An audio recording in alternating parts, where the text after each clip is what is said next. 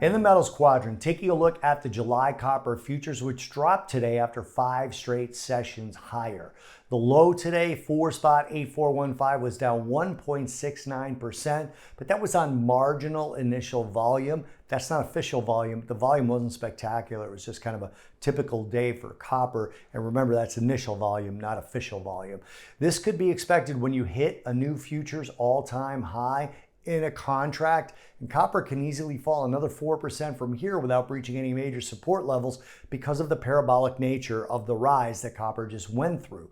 The high today was respectable, 5.020.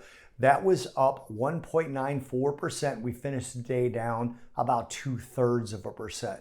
When you're looking on a weekly basis, copper is still working on its second straight week higher despite today, and its 11th week in the last 15 of higher prices. And since putting in the low close during the week of February 5th, copper's up over 32.7%.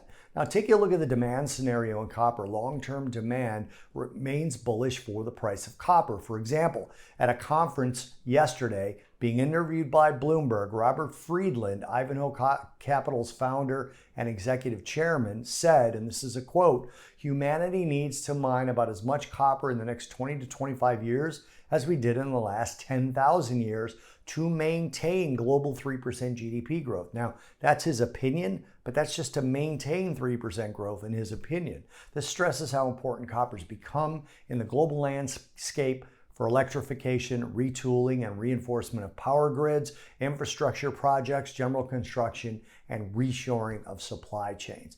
Also, the dollar was up today on higher yields and a weak yen. Remember, you have a typical inverse relationship between the dollar and industrial metals. Yields are up mostly on the front end of the curve, and the dollar is up about 0.1% versus the pound and the euro, but it's up almost 1/3% versus the yen, which again puts pressure on copper and other industrial metals.